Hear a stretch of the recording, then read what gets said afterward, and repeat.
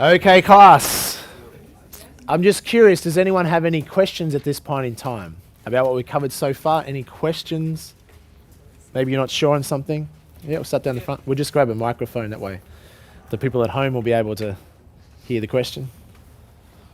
Yeah, just talking about interaction. I Uh-huh. notice with a lot of these seminars, you get people to massage each other. Uh-huh. That would come under. That's another form. So in your content, if you're doing a longer presentation, then you're going to add into it. It depends on your presentation. If it's a half an hour, hour and a half, you may not incorporate that. But if it's going to be like a day or several days, then you can certainly add extra things in. So you incorporate. Depends on the audience, how warm the audience is. Okay, in a corporate audience, I probably wouldn't recommend getting them to massage each other.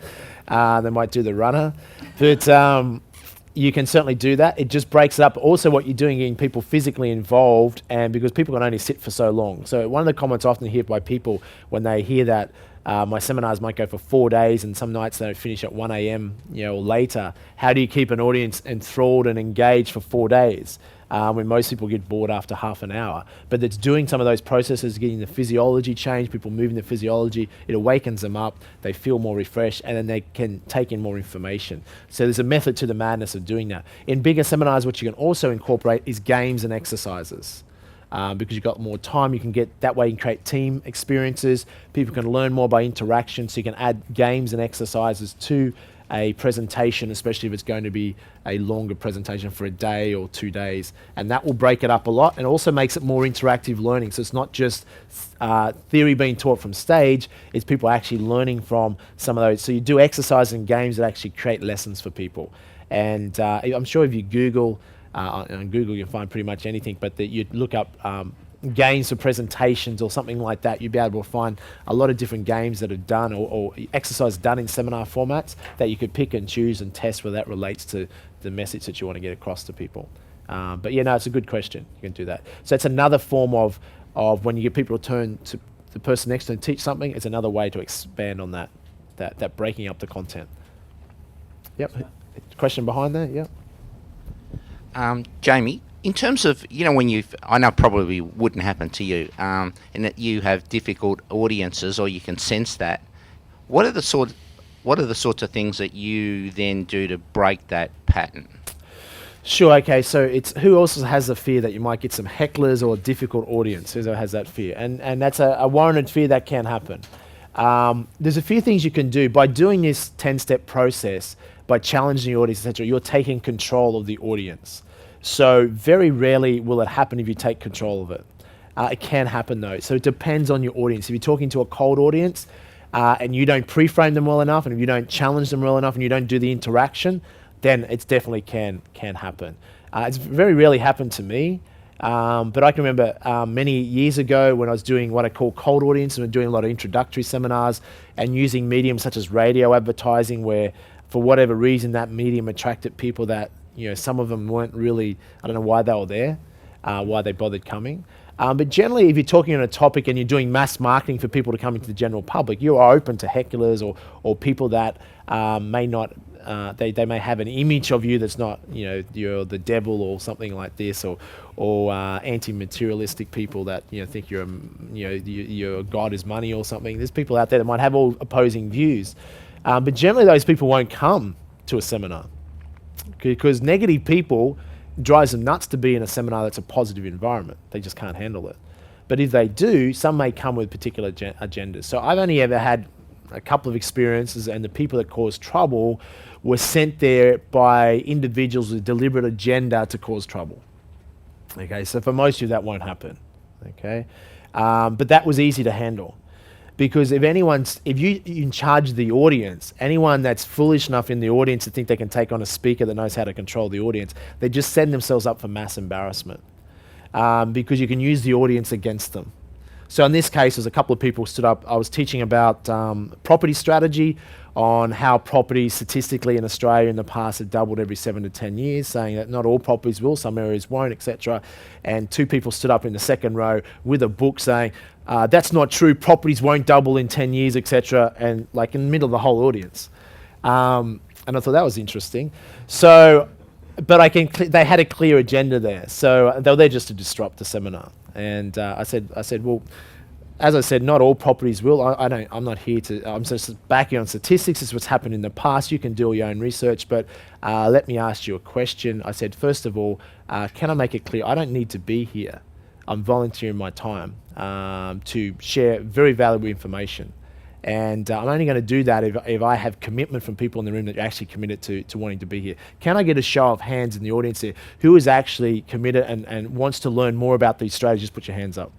Okay, so 99% of the room do, except for 500 people, except for these 2 people. So imagine how they're feeling right now. So say, look, I'm prepared to teach for those. If you don't want to be here, if there's anyone here that doesn't want to be here or doesn't see value in this, you're welcome to leave. You don't have to be here.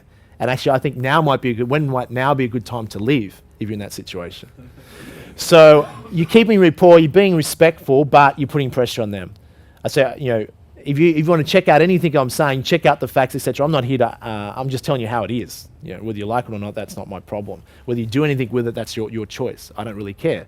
I'm a millionaire from property. Whether you go out and buy any property, so whether you do it or not is irrelevant to me. It doesn't affect my financial future.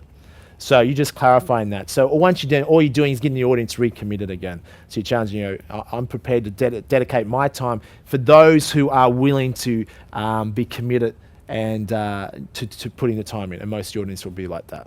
Makes sense? So that was the only instance I can remember.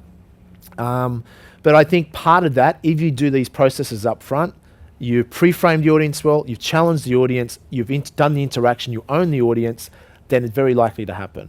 Because you respected and acknowledged the audience up front. So there may be some people, you may get people that feel they know more than you in the audience, and that can happen. So the danger, what some presenters do is I've seen this happen a lot, even in our industry, is out of ego, presenters will want to, because they might know there might be some very sophisticated investors, let's say it's an investment seminar, and there might be some sophisticated investors in the room, like really multi-millionaires. So what they'll try and do is start teaching more and more advanced strategies so that they are creating that they know more than the sophisticated investors, which is a really dumb thing to do because then you're just losing most of the audience because most of the audience is not sophisticated. So what you can do is just respect that right up front. I also respect there may be some people in this room here today, as an example, that are already incredibly successful at this particular strategy. And I just want to acknowledge that. I know there's also others here that are just starting out, never done anything. So you just want to acknowledge where everyone's at. And those who are already, maybe even be multi-millionaires already, you may just be here because you've become successful because you know these finer distinctions that led you to greater success. So you may just be here to fine-tune a few things. So what you're doing is you're taking the egos out of the room. The way you do it, you're acknowledging the egos in the room. Okay. And just following on from that, in terms of a 1 hour presentation versus a 2 hour or a 3 hour presentation. Can you elaborate a little bit more on that, please? In terms of, what you should be looking at and what you should not be looking at. Okay, as far as like if you're doing a short presentation versus maybe an hour or an hour and a half versus maybe a day presentation or etc.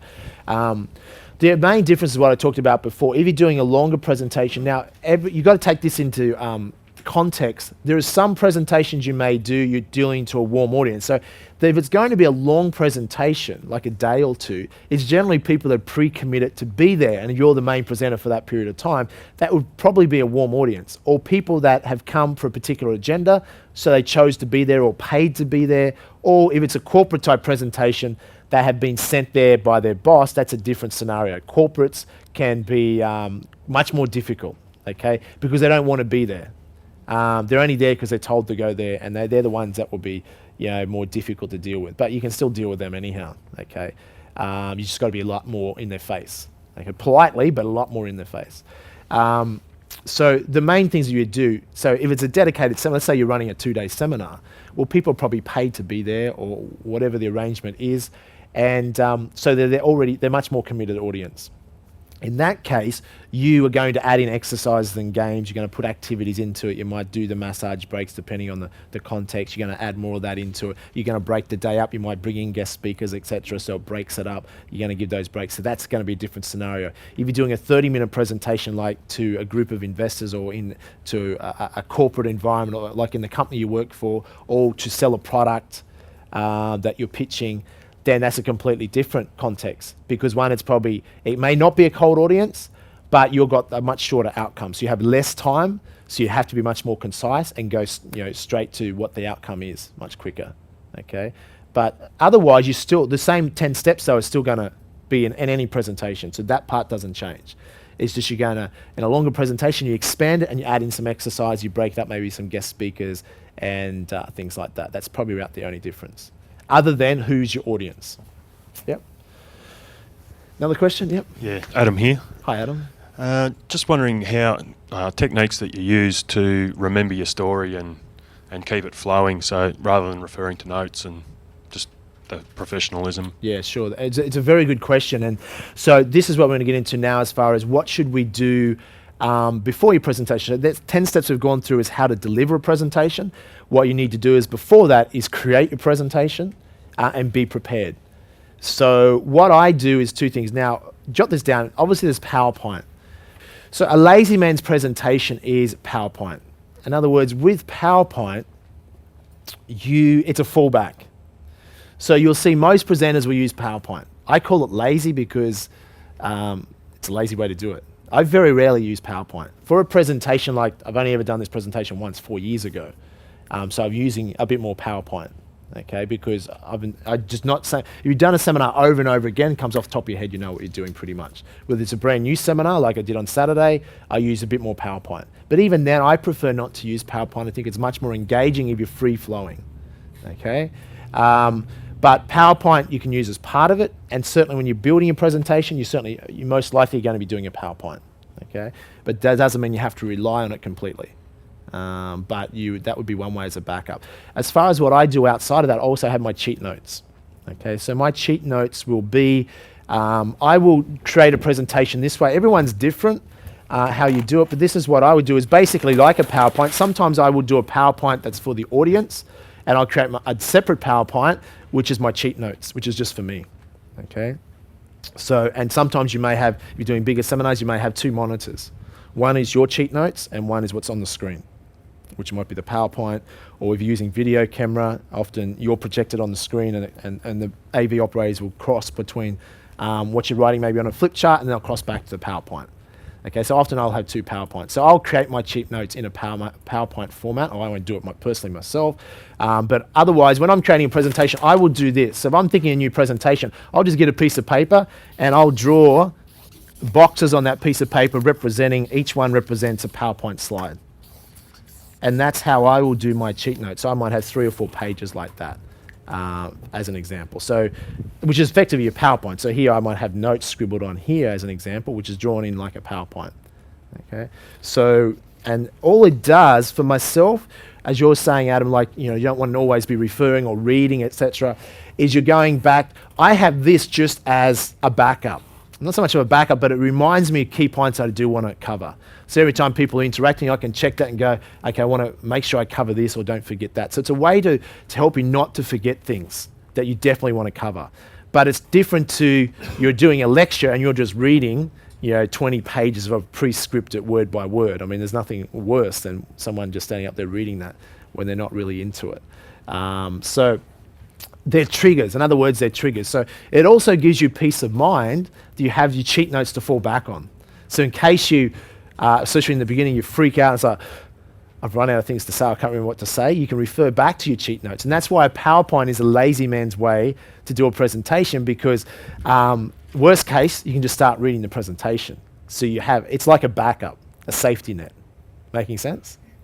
And I'd recommend that in the beginning. And some people always do PowerPoint, but even if you're doing PowerPoint, don't just read the PowerPoint. Actually, really, it'll trigger you to explain and go into the passionate part about the PowerPoint. So rather than, if you've created the PowerPoint, you know the stuff. But if you're delivering someone else's PowerPoint that you've just been told to deliver, you really want to be prepared beforehand and actually understand what's on the PowerPoint and what it actually means and how you can convey that to the audience of why it's valuable. Otherwise, you're just reading information, and people can read a book if they want to do that. Okay, does that make sense? So I will do this as simple as if I want to create a presentation. I'll just, when the ideas come to me, I'll just start doing this out roughly on a few pages. I'll just hand it to my web design team or whoever, and they'll put it into a PowerPoint, and there's a presentation. Okay, so it can be that simple. So as things flow, but rarely when I'm doing a presentation, often the joke always is I don't even follow what's on the PowerPoint, okay? Especially if it's a presentation I've done a lot of before. It might be there, but rarely do I even follow it. Because you get on a tangent and you just go through something, it just comes naturally. So that will come as you get more practice on something and you get more skillful at it, it'll just flow. But then the cheat notes trigger you to keep on track of what you definitely want to cover, what's the clear outcomes, etc. So in particular, what my cheat notes will have is what the pre-frames are. So any beginning presentation will be pre-frames. The challenges are listed for myself. So what challenge do I want to have, unless they're just standard challenges. Key points I want to cover, that will all be on there. Okay, and I'll just space it out like that. That works well for me. It's not hard to do. Okay, so in the beginning, I'd recommend PowerPoint is as a backup. Okay, yep. Take some more questions. Just down the front, we'll just get a microphone for you.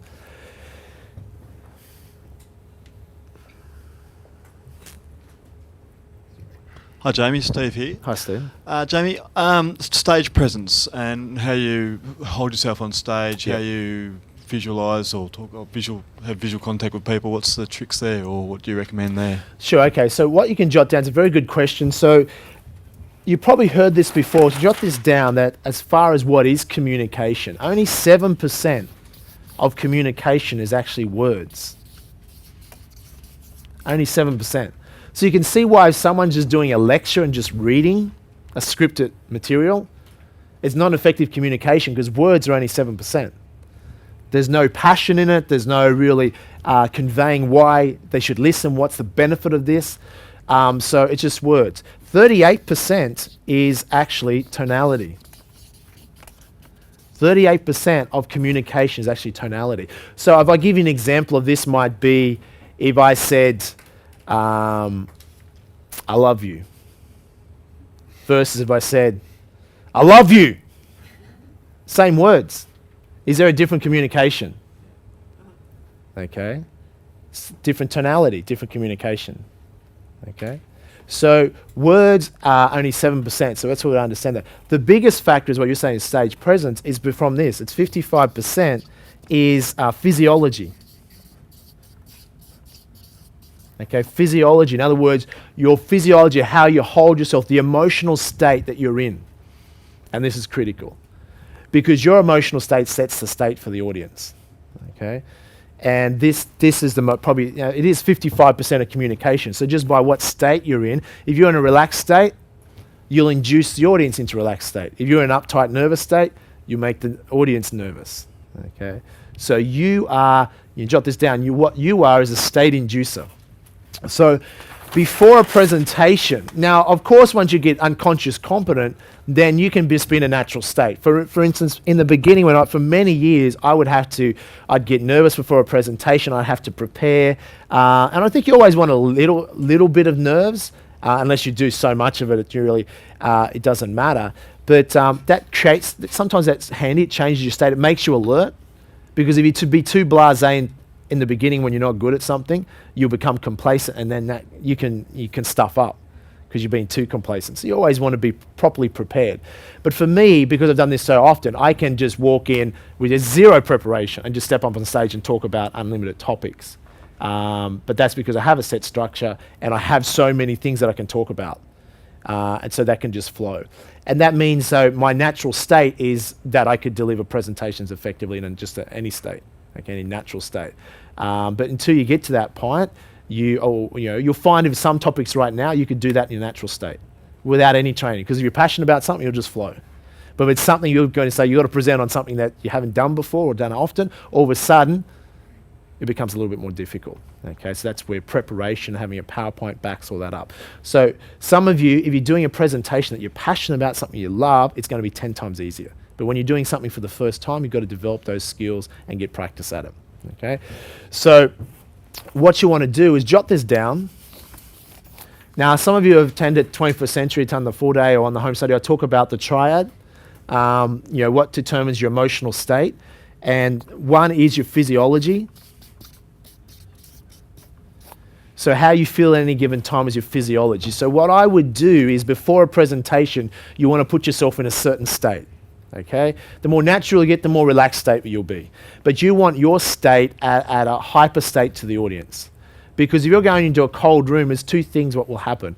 Is the room will induce you into their state, or you'll induce the room into your state. And most people, the reason they're not effective at what they do is other people induce them into their state. So if someone's negative, they'll induce you into being negative unless you've got a stronger state. Okay, so what do I mean by that?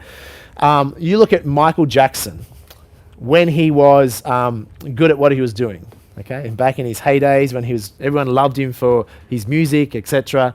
Effectively, why was he one of the most successful sellers of records in the history and CDs in the history of mankind? Is effectively, you think about it, is Michael Jackson was a state inducer. So when he would come on stage with Thriller, remember he invented pretty much the video music industry. Before that, there was no video clips. You know, it was like Thriller was a 13-minute trailer, where now like every song has a video clip. You know, it's unheard of not to have a video clip. So he was the first one that brought out. So all of a sudden, you could see him not only hear him singing, but you could also see him moving and dancing. And he would just induce people into like a happier state. He was a state inducer. Okay, so effectively, why do people go to concerts? They want to pay to have their state changed. Effectively is what they're paying for. So whoever has the strongest state will induce the other person. So whoever is the most certain will influence the other person. So that's critical. So what you can do before a presentation is get yourself into state. So I always have a ritual that I will do. Okay, and it'll depend on the delivery of the program as well that I'm delivering. Some events might be much more high energy and high passion, so I have to put myself in a higher state. Others, I might want to be just very low key. Depends on the audience, the nature, the context of the presentation. Okay, if I'm talking in a board meeting, then I'm in a different state to if I'm talking at a 4-day seminar, as an example. Okay, where I'm trying to get people to break the board or something. So you're in a very different state. So you've got to know your audience. You'll also disguise your state too. So you might be really pumped up, excited, but you'll just disguise that a little bit. Okay, keep it a little bit low. And your goal for the presentation, if we were to draw a graph of your presentation, you start your presentation, and the energy is down here, and your goal is to increase the energy in the room of the presentation, and you want to close at the peak. Okay, so you increase the energy in the audience, you raise their commitment, their energy, and that's the presentation. Okay, because if you have a presentation, you might get people really excited, it's going really well, but then it might drop off, you might lose it there for a while. You'll see this will happen in your presentations, and then you want to close or finish at the end, it's down here, it's not going to be as effective. Okay, you want people leaving on a higher, leaving where they've got massive value, so you've increased, that's pretty much what you're doing. So to do that, you have to be good at controlling your state. And to be effective in anything you do in life, that's what you've got to be. And we've taught you a lot of that on the home study and things like that. So what I will do, you can jot this down, is you can do a ritual. I do what I call incantations. So incantations are a little bit like, who's heard of affirmations before? Affirmations are things you can say to yourself. An incantation is an affirmation that's much more powerful. It's more powerful because you do body gestures or movement with it, so you lock it into your nervous system. Where an affirmation might be just saying, I'm happy, I'm happy, I'm happy, okay? But you can just say that and lie to yourself if you're not happy. Do you know what I'm saying? So an incantation I would do like with a power move. So I might do gestures like, yes. Okay, so I'm locking into my nervous system. So I have a simple one that I use before I speak. I say, I now command my subconscious mind to direct to me and help as many people as possible today by giving me the strength, the emotion, the humor, the persuasion, the brevity, whatever it takes to get these people and show these people to better their lives now. So I'll say that 2 or 3 times to myself before a presentation, and often with body movement, with gesture, and it just puts me into a certain state. It is also directing my focus, so it's making my subconscious mind focus on what the outcome is. And if you're clear about that, then things will just subconsciously flow. Your mind will be open, and whether you channel things or pick up on things, and you'll just flow and do a better job. Does that make sense? So you can create your own incantation. Okay, would you like me to say that one again if you want to model that one? Okay, I have 2 different ones, but that's one of them. I now command my subconscious mind to direct to me and helping as many people as possible today by giving me the strength. Slow down, you're saying? By giving me the strength, the emotion, the humor, the persuasion, the brevity, whatever it takes to get these people and show these people to better their lives now and have them write faster. I now command my subconscious mind, I'll say it again for you, I now command my subconscious mind to direct to me in helping as many people as possible today by giving me the strength, the emotion, the humor, the persuasion, the brevity, whatever it takes to get these people and to show these people to become better public speakers today, to better their lives today. Make sense? So that's something that works for me. So that's one incantation. And you can have several different incantations. Okay, one could be for speaking, one you can just do every day. It's almost like a ritual. Okay, it just puts you in a certain state, gets your mind focused. Okay, putting you in the zone.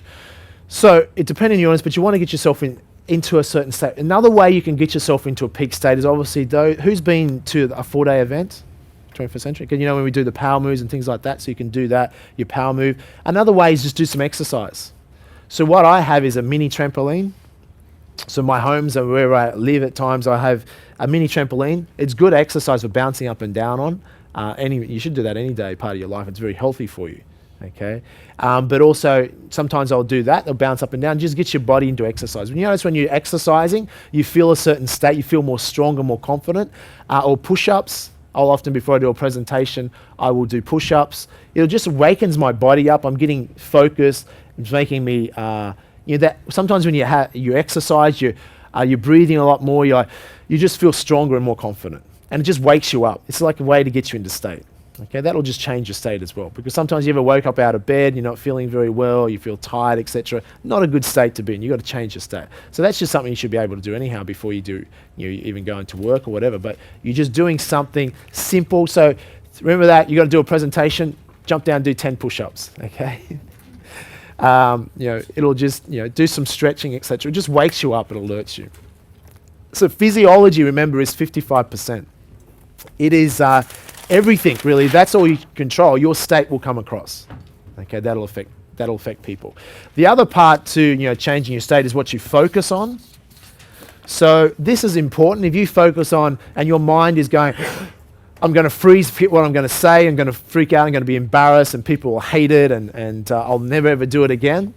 If you focus on that, is that going to change your state? It's going to put you into a depressed or unresourceful state. So I've had some people I've coached to be speakers, even in our organization.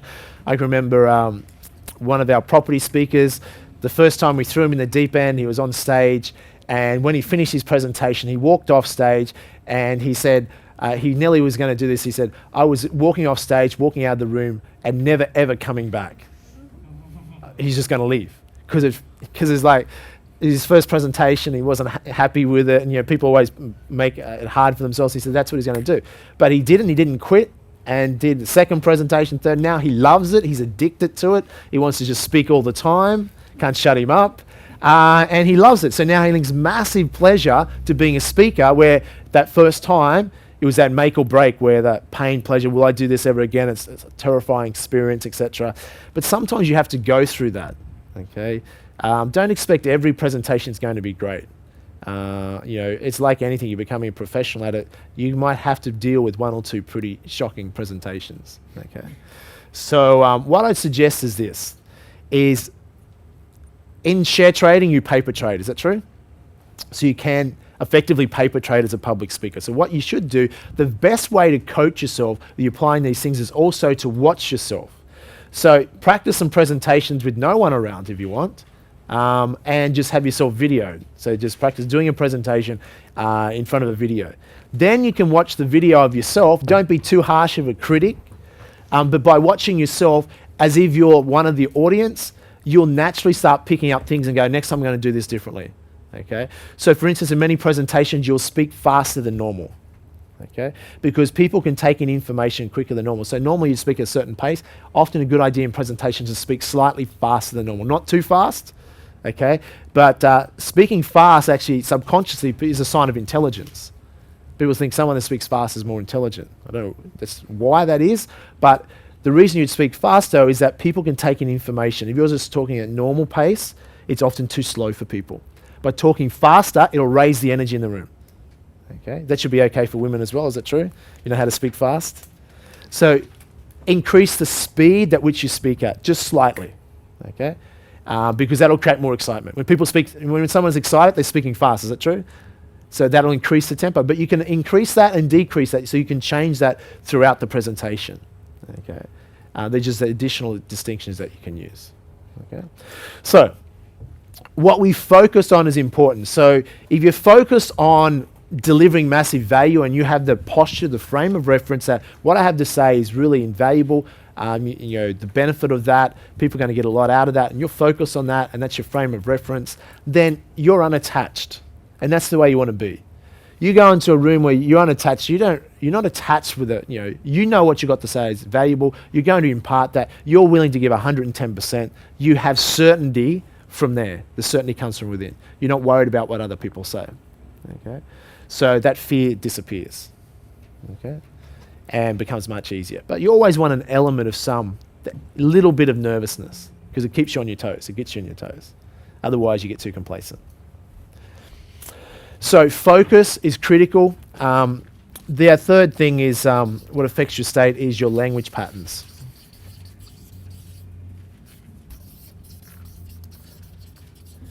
Your language patterns. In other words, what you might say to others or what you're internally saying to yourself. You say, I'm hopeless, can't believe I've been talking to doing a presentation. I knew I shouldn't have done this. I hate it. I'm never going to do it again. And that's it. If that's your internal dialogue, it's not helpful. If you say, look, your internal dialogue might be, that's where an incantation is very valuable, because that's an internal dialogue you're saying to yourself. I now commend my subconscious mind, direct me in helping as many people as possible today by giving me the strength, the emotion, the human persuasion, and brevity, whatever it takes to get these people and show these people better lives now. That's language patterns, internal dialogue. Much more empowering, and it'll get you into a state that'll make you more effective at that. Making sense? So just keeping it very simple, and that works better that way. Okay? Answer your question? Yep. Let's take one more question, or a couple more questions. We'll start right down the back.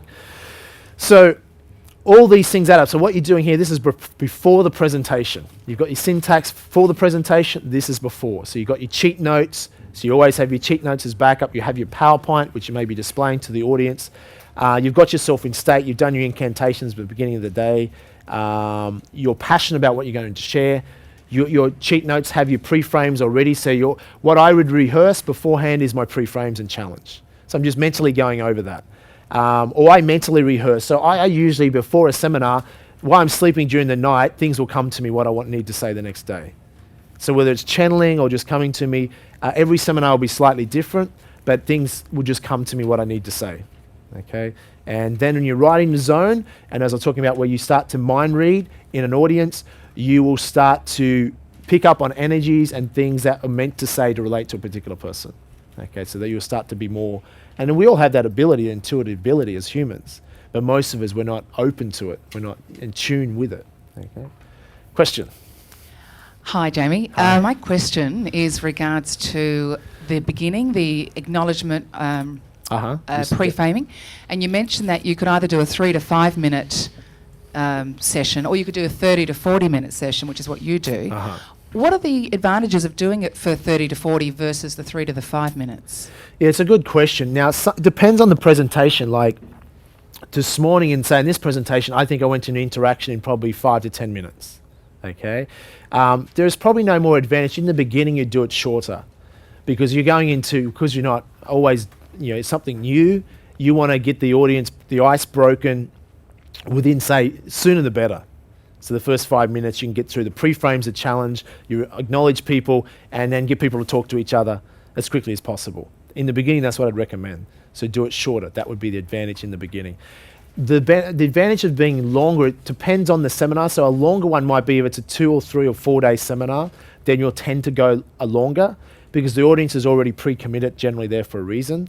And as you get more skillful at it, you'll just expand that time frame, because you'll have a lot more to cover. You'll be much better at the pre-frames, and you might be adding stories in amongst that, and your content will expand. But you can still, even a longer seminar, still do it in 5 or 10 minutes. It's just that you'll get more skillful at it, and you'll have more you want to share, and you'll expand that. But in the beginning, I would keep it short, because you want to get to interaction. So what you should be thinking about before the presentation is that rather than thinking, my God, I've got to remember everything I've got to say, all you should be focused on is, okay, first 5 minutes, I know what I've got to do.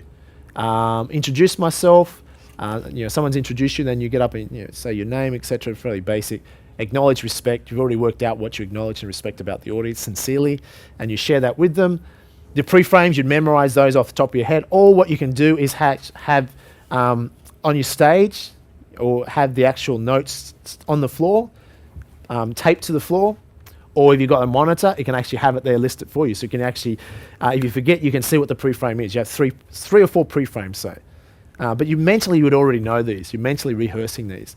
And then the challenge, you'd have 3 or 4 things you're going to challenge, but the challenges are probably always going to be the same, so you're going to eventually just memorize those. Like challenge people to keep an open mind, take lots of notes, etc. Give 10% to charity as an example, whatever your challenges are to the audience. And then now you can see this is just becoming subconscious quick. And then, okay, everyone stand up. Here's what I want you to do. Turn to at least 3 or 4 other people around you, tell them what your name is, where you're from, and why you're here today. That's all you have to focus on for the first 5 minutes. Okay, the rest of the presentation you're not even worried about right now. It's already, you'll worry about that later. Who thinks that's a lot easier if that's all you have to focus on? Now some of you are probably going, shit, that's a lot to focus on the first 5 minutes. In the beginning it will be. But is it much easier if you got to do a 60-minute presentation going, all I have to worry about right now is the first 5 minutes. That's the hard part. After that, the next 55 is a piece of cake and it's fun. That's the difference. So in the beginning, the advantage is to keep it short. Good question, though. Yep, just back there. Hi there, Jamie. My name's Owen. Hi, Owen. With doing, say, sort of 2 questions, with doing a hour-long presentation or a lot longer presentation, I would imagine that you would have the volume of material to cover, that you already have that fairly clear in note form and in your mind what material I need to present to the audience, etc. With the, you talk about the outcome there, just say, for example, that your intention of your presentation is to make a sale at the end of it. Do you clearly outline that outcome in your pre-frame so that people are aware that my intention is to try and get you to buy something at the end of this? Or how do you slip that in there? I mean, most people would, if you go into a sales presentation, it's like, yeah, I have the understanding that this guy is trying to sell me something. It's a very good question. So it's 2 ways to go about it. Some presenters will tell people right up front. So you can actually do that if it's a correct pre-frame. You just be honest with people and say, and also, at the end, my goal is to get you committed to taking action because I think you're going to love what I've got to share with you. So I'll mention that I'll spend 90% of the time, I'm going to educate you as much as I can. Will I never ever see you again? The last 10 minutes, I'm going to tell you a little bit about this product or service, and I'd love to encourage you to take advantage of that, but I expect it's not for everyone, so I want to give you as much value regardless today. Does that make sense? So you've told people right up front, you've been honest with them, but you're not attached. The key is not being attached to something, because no one wants to be sold into anything. So if it's coming across you're trying to sell, it's because you're attached to the outcome. So a universal principle is be clear about your outcome, but unattached to it. So if it's a sales presentation, part of your preparation might be, my goal today, one of the goals is to sell 10 whatever, or 100 whatever you're selling. But you might jot that down in present tense as a goal, or mentally put that out there, but you're unattached to it. Because you're attached to it, it'll come across in your body language, it'll come across the audience, you're trying to sell something. And actually, the more you try and sell, the more you push away. Humans are interesting creatures. If we're told not to do something, we'll do it. You tell people not to buy something, they're more inclined just to buy it, just because that's our nature of who we are. We like to make up our own minds, and we don't like to be told what to do. Okay, so you can do the anti-sell as well, which gets into more sales and marketing. But I think what people appreciate is that when you're being genuine and sincere. So if you're genuine and sincere, your goal might be a sales presentation, but what your goal should also be to say, you know what? My goal is to not waste people's time. My goal is to impart valuable information, inspire these people that why I'm excited about this product or why I'm excited about this service. It may not be for them, but I certainly want to tell them how great it's been for me and been for other people, and I would hope sincerely that they'll see the benefit of that and take advantage of it. But I respect if they don't, because really it's up to them. It's their choice. Do you see how you're coming unattached to that? People then will expect, because also your presentation shouldn't be just a selling presentation. So the mistake many selling presentations do is it's 90% selling and only 10% of value. And that's a real limited value to that, and people they're bored because they're being sold. It's like so you make it easy. 90% education. And the bottom motto is, as far as sales, the more you educate, the less you have to sell. The less you educate, the more you need to sell to get someone to understand it. So if you always come from that premise. But true, if you're doing a selling presentation, you still have to sell, so you still have to have that outcome. But I think if you're focused on building a relationship rather than just selling someone, then it's a different story, because then people will want to continue to be involved in whatever the product or service is, because they trust you, you've delivered value to them, and they're like, this is actually good. The product might not be for me yet, but I'm going to go away from that presentation and tell my friends about it. Actually, even if you don't buy it, go along, you're going to learn something from it. Making sense? So if your posture, your frame of reference is coming from being sincere, being honest, don't BS people, okay? So what you're saying, should I tell people up front? You can pre-frame it, but if you pre-frame it in a way that's a benefit to them, okay? If you said to people, welcome along today here, really just want to let you know I'm really only here to sell you something, so why don't you get your credit cards out right now, and let's just skip the presentation and just give me your credit card. Probably not going to be effective, is it? Okay, you want to actually deliver value, and that's how your presentation should be built. So there's a lot of sales presentations out there are ineffective because they're just trying to sell. Okay, remember the goal is what's in it for them, not what's in it for you, and you bring that together. Now, in saying that, you need to also have selling skills. Whether you're selling your idea, product, or service, you're still selling. Every time, any communication you have, you're selling. Is it true? You're selling your staff to do a better job. You're selling your kids to clean up the bedroom. You're selling your spouse to take you out for dinner more often. You're selling a concept all the time. So it's all about influence. Okay? And being unattached is the best way to do that. So it's a very good question. You can tie that into your presentation. Some presenters are very good at that. They'll be honest right up front. They're going to have 3 or 4 pre-frames, and they'll also say, if you really like what I've got to say here today, I've got a program, I've got a course, I've got a product or service you may be interested in, and I'd love you to be a part of that. You're telling people right up front. People have no issue with that. As long as you don't BS people. It's the main thing.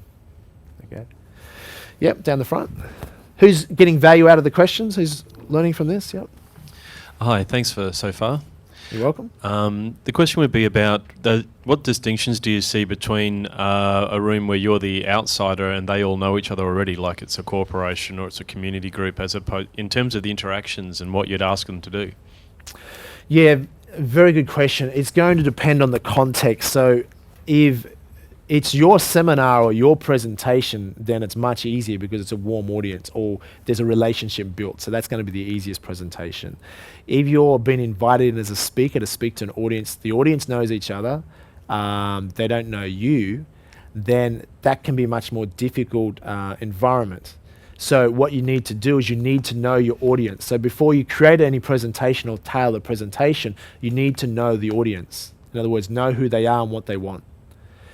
So you should be thinking, let's say you're invited in to speak to whatever the group is, you should be looking at, okay, what can I sincerely acknowledge and respect about these people already? You should be thinking about that. Because you can't just BS and make something up. You've got to actually say, well, what do I acknowledge about this group? So it might be, obviously if you're speaking for a certain organisation, you would do some research on that organisation. And you probably wouldn't speak for them unless you could find something that you relate to or believe in. If you're, so you can say, look, what I just want to say, I really want to, first of all, respect each and every one of you in the room. I know I've heard so many wonderful things about XYZ organisation, and people talk about this, and I want to respect your commitment because a lot of people out there wouldn't be prepared to commit their time and effort to an organisation such as yourself, and I do respect that, and I just want to acknowledge each and every one of you here for that, and I'm excited to be able to share some things with you. So now you've created rapport with the audience, you've been sincere with them, and they're more open to listening to you because, one, you know something about them and their organisation, and you respect them. They're more likely then to respect you.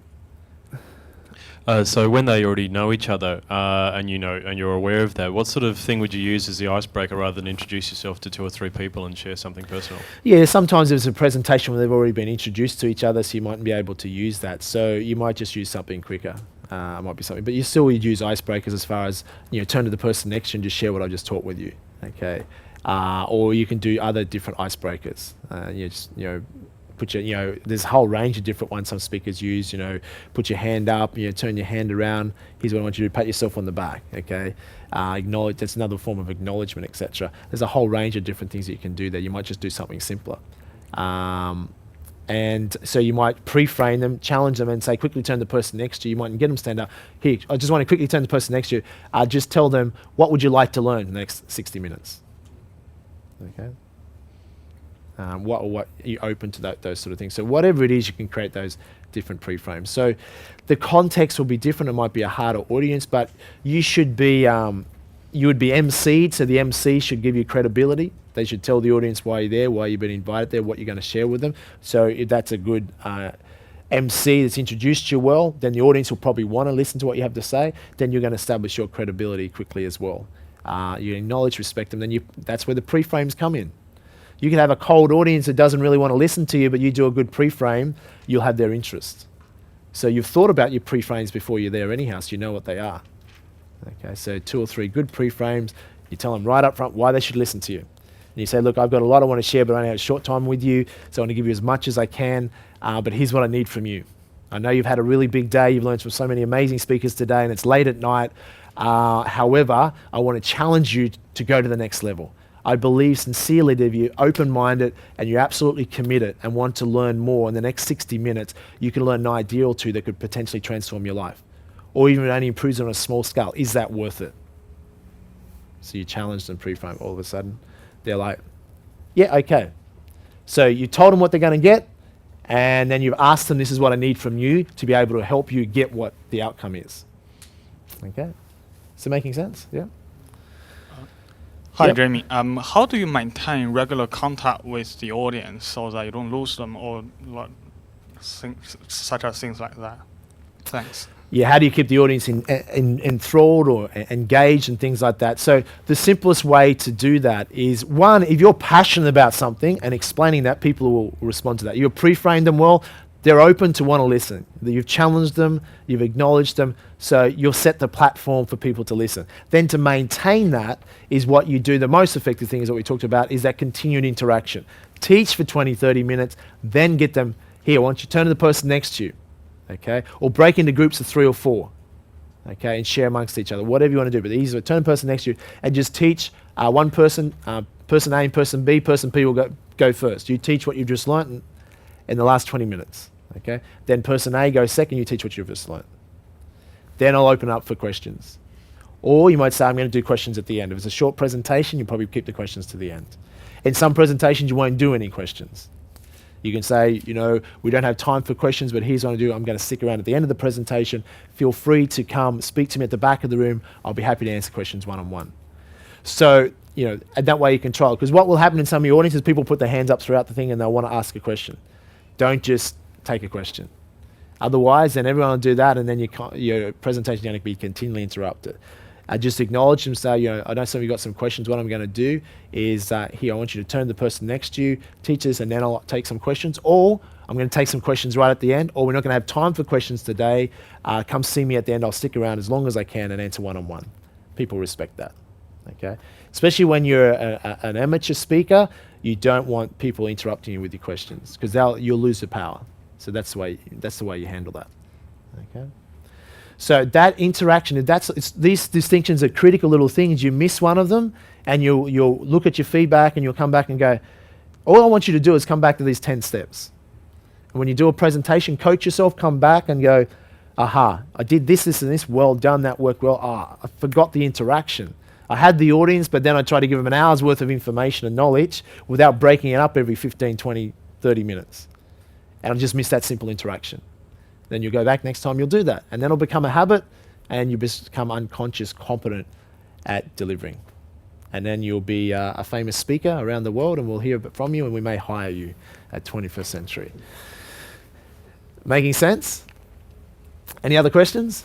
Yeah, down to Stephen, is it? Yeah.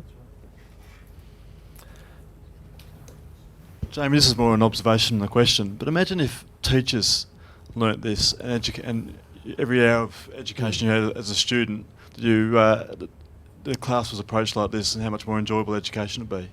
Absolutely. Yeah, I think it's a very good point. It's something that I've thought about for some time. But you think about it, teachers are educators, but at university, I've never went to university to be a teacher, but I don't believe there's even one iota of public speaking in teaching, which is just, teachers are ill-equipped with the skills, and therefore school system is very ill-equipped to teach anything, which, you could do that. It's not hard for anyone to, an educator, even if they did this 3-hour seminar as part of a 3-year, in part of the 3-year university, that would be so valuable. It's not hard to learn.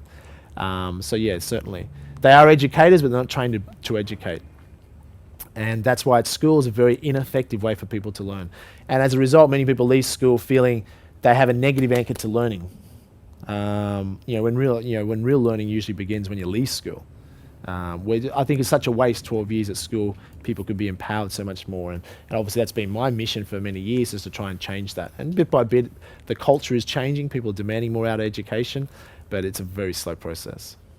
So, any other questions? Who's more excited already about being a public speaker? So here's the process that will take you. We've been teaching you theory today, a very good blueprint. The actual reality will come is that taking action. Who's already in their career or etc. already doing some presentations? Who's already doing some? Okay, so this is far more beneficial for you. It's easier for you because you're already doing some, so you can take this and just fine tune and improve what you're doing, because you got the practice. If you've never presented before, then there's that fear factor that you need to get through. So the quicker the better. So what I've done to create speakers for people that have knowledge or expertise and wanted them to be able to impart that to people through 21st century, etc. One thing we'll often do is one way to break a speaker in is to interview them. So, for instance, we're looking at bringing Richard Branson out to have him as a speaker at some of our seminars next year. I can't promise that, but we're working on that. Now, Richard, even though for 30 years he's been a great PR man, building the Virgin brand, he's not a fantastic speaker. He's quite shy and quite awkward, despite the fact he's done this for 30 years. So to extract value out of Richard, the best way to do that, what we probably do, is put him on stage and interview him. So when you ask him a question, he doesn't have to think, he doesn't have to do a structured hour presentation, because he doesn't like speaking that much. He doesn't speak that often because he knows he's not that good at it. But if you can ask him a question that the audience would want to know anyhow, then away people go. They can just talk off the top of the head, this, that, and etc. All of a sudden, they're public speaking. And that's how we've done that to train many speakers, is interview them. Put them on stage with a professional MC, and just ask them questions. And before you know it, they're actually doing a seminar. They haven't had to worry about the fear, etc. So that's a very effective way to break in a speaker, or you've been invited to speak somewhere. Do it on an interview basis. Get the questions pre-arranged up front and be interviewed, and then you know what the question is going to be anyhow, and then you can just answer the questions. And takes all the pressure off. And then before you know it, you'll be off on a tangent teaching what you do. You're passionate about something, and you're actually public speaking very well. And the fear factor's disappeared. Who thinks that might be a good idea? Okay, that's one way we found very effective. The other way is just to practice. Mentally rehearse. Practice in front of your family, or sometimes that can be hard. Practice in front of fake people, okay?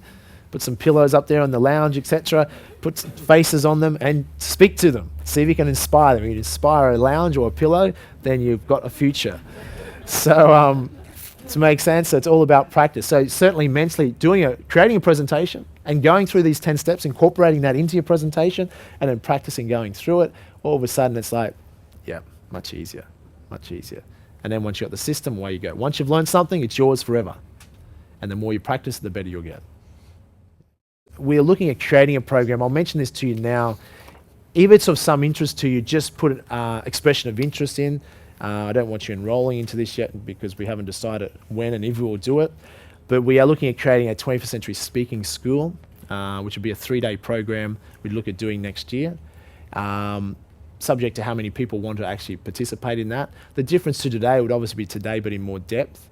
So more so, what I haven't covered here today, which I just mentioned very briefly, is also if you want to be a public speaker and develop that as a career, there's certain models to go about doing that. You want to jot this down very quickly.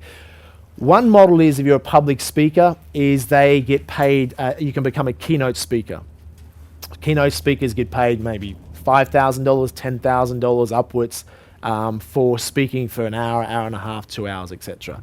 And there's many keynote speakers out there. Donald Trump, for instance, is reported to be the highest paid keynote speaker in the world. That's because he gets paid and doesn't speak.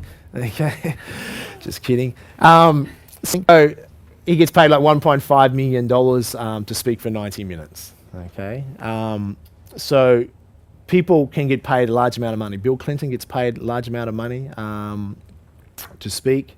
So it depends on the field, etc. They can get paid, a small amount of money, $5,000 all the way up for a small period of time of speaking. So that is one model of being a keynote speaker. And many people think that's the be-all and end-all. When you think if someone earns $1.5 million as an upfront fee for speaking, then that's a lot of money. Yet the people that are keynote speakers aren't the ones that earn the most money. Okay, the ones that earn the most money are ones that are not keynote speakers, aren't taking a fee to speak up front. They're the ones that actually have a product or service and educate and then sell a product or service at the end. They are the highest paid speakers if they're effective at what they do. So imagine if you're an employee versus being self-employed. Employee takes a guaranteed salary. The employer or entrepreneur doesn't have that guarantee, but if they perform, they make a much larger income. So in the speaking world, there's two types of speaker. The keynote speaker is like the employee mentality. They need a guaranteed fee to get paid. Otherwise, they won't speak, and that's the whole model, how much per hour or how much per gig they get paid. And they're locked onto that. The other model of a speaker is an entrepreneurial speaker. They will speak, but they'll be promoting a product or service, ideally their own product or service or their own company or whatever. And as a result, they will have the potential to earn a lot more. If they perform and are very good, they'll earn a very large income. Because the audience, and it depends how large the audience is, people will want to have their product or service. So that's the second model. So if you wanted to become a public speaker, they're the two models. Now, some people do both. Some people get paid. For instance, if I very rarely do keynote speaking, but if I do a combination, I will get paid a fee sometimes to be a speaker, an event, a flat fee, but I'm also allowed to promote what I do. And that might be just a soft promotion, so I might give away people a free book or something. So what I call a soft promotion. I'm not actually selling anything, but give the audience something else they can take away with. And as a result of that, they'll find out about what I do at 21st Century and etc. Or sometimes you'll be a keynote speaker where you don't get paid a fee, but you're able to promote your product or service. And your X amount of people out of the audience will participate in that. And so people that are effective at that will earn a lot larger money than keynote speaking. And I know there's some people who teach you how to go to a program and be a keynote speaker and make $1 million a year. The whole goal is to get 100 gigs, 100 speaking events, make $10,000 per event speaking fee 100 times a year, and you make $1 million a year. Okay, who thinks that's a lot of money? And there's people that do that. But that's a lot of work. That's a job, basically. Traveling 100 times a year to different locations, and even getting paid 10 grand to speak for an hour or two sounds like a lot of money, but it's a job. The people that make the most money, the people that have a product or service and are very effective at that, because they can grow their own companies or etc. by speaking, and they can literally make millions and millions of dollars a year if they're very good at it. Okay, but like in any industry, any career, some people are very good at it and some people aren't. The ones that are good at it will be very effective. Or you might want to use your skills, you're not for non-profit. You just want to be able to use your public speaking skills to promote a cause that you believe in, like a charity or something like that. So your goal might be to raise funds, but you still have a goal. It mightn't be to your benefit, but the charity's benefit. But you're still promoting, whatever you're doing, you're promoting some idea, concept, etc. So they're the different speaking models. So we are looking at creating a speaking school, which would be a 3-day program.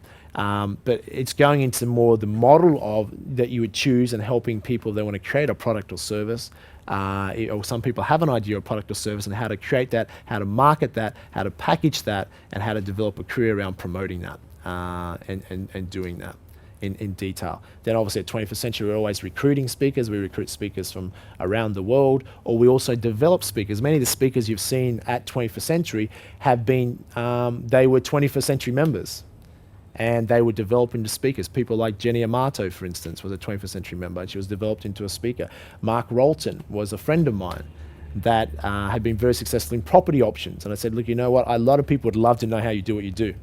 Now, a lot of people are very good at what they do, but they don't know how to communicate that to others so people can replicate it.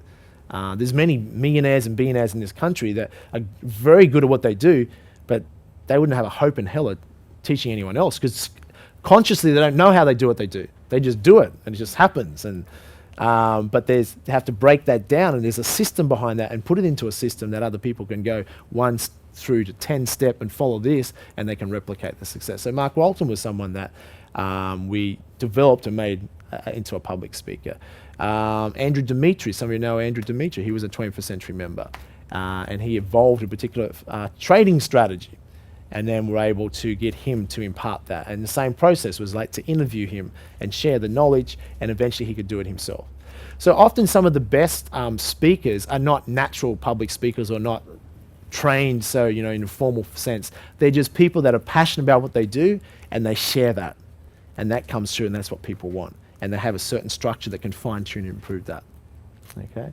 So the key is being you, and with fine-tuning and promoting what you do, your product or service, but being able to deliver that in a way that people can get value from, whether you're a keynote speaker or promoting your company or product or service, that you can expand. So the value of speaking is that it gives you leverage. If you have to do one-on-one promoting your business one-on-one, you have limited leverage. If you can develop an ability to speak effectively, you could speak to 50 people, 100 people, 1,000 people at a time, and get massive leverage. Or you can be trained in creating products where you can have DVDs, etc. and create products in that sense where you don't have to be there, where people, you can get leverage from people being able to use technology, etc. Does that make sense? So we might just, Rob, if we can just hand that out, it's a form, they might have it outside. Don't enroll in this yet, just put it, if you're interested in finding out more about that, just put, yeah, I'm interested, and if we set a date for next year, then we'll send you out some more information about that, and then you can find out, you know, look at enrolling if you want to do that at that point in time, okay? Any last questions before we go for a lunch break? It's your last chance. Yeah, we'll start right down the back. Yeah, g'day Jamie. You're very good at connecting with people. I notice you're scanning the room all the time. Rather than, say, talking at people, to connect with everybody individually, is it just a matter of making sure that you make eye contact with each person? Yeah, it's a good point. Some people say, do you make eye contact with people? You know, someone like Tony, say Tony Robbins, Tony will actually physically make the effort to look at everyone's eyes in the audience, even 3,000 or 4,000 people. I mean, that's very difficult at everyone, but he'll focus that attention. So for myself, I try and obviously, I love people, so I like to connect with people, but it's good in the audience to connect with people. But what you'll tend to find in larger audiences, they end up connecting with certain people in the audience off stage. So for whatever reason, and you tend to, you know, you'll try and focus not just on the front row, but you'll try and get your focus right to the back of the room. So if you focus on someone in particular, even for a short period of time, you can connect with them. You can also check that they're actually getting it and really getting that message. So I think it is important to have eye contact, and it's important to be sincere. So if you're generally there and want to help people, that will come through. So that's what I think is the most critical. But yes, certainly eye contact is important. Whether you're speaking one-on-one with someone, you know, if someone doesn't give you any eye contact, it doesn't seem right. Well, what are they trying to hide? So looking at people in their eyes is very important. But also what you're doing is you're transcending energy. You're connecting with people. And also it's a good way to make sure people are actually listening. So if someone's not paying full attention, just stare at them for a little bit, okay? Or if you're talking about a certain third-party story about, you know, some people aren't open-minded, well, you know, they can be skeptical, cynical, you can look right at the particular person or people that you're feeling the energy from where they're not really committed, they're like very skeptical. You just look right at them, and you can really create a state change in them, okay? Because they'll be like, okay, they'll start paying more attention, etc. Give yourselves a big hand. And before I go, I'll just mention those who haven't been to the other days. If you haven't been to all the other seminars that we have, you can order them on Home Study. So these days obviously being filmed, so this program will be available on Home Study if you also wish to take it away with you, combined with the program we did 4 years ago. So you can study it over and over again. But there is other programs. The program we're doing tomorrow, some of you are coming tomorrow to the live workshop, is sales and marketing program that we're doing. That will also be recorded, so if you can't get to that and you want to combine the sales and marketing training, which you, as a speaker, which is very beneficial, then you can order that on Home Study. They'll be available in a couple of weeks. Or the Time Rich program, if you missed that on Saturday, that's available as well. So as a member, most of your 21st Century members, they're $295 each as a member rate. And there's a few other programs on there as well, including the accounting seminar that we did yesterday and also the RPA seminar. So if you want some of those to study at home or continue education, who thinks some of the things we went through today might be a good idea to review a few times? So you're welcome to do that and study that at home.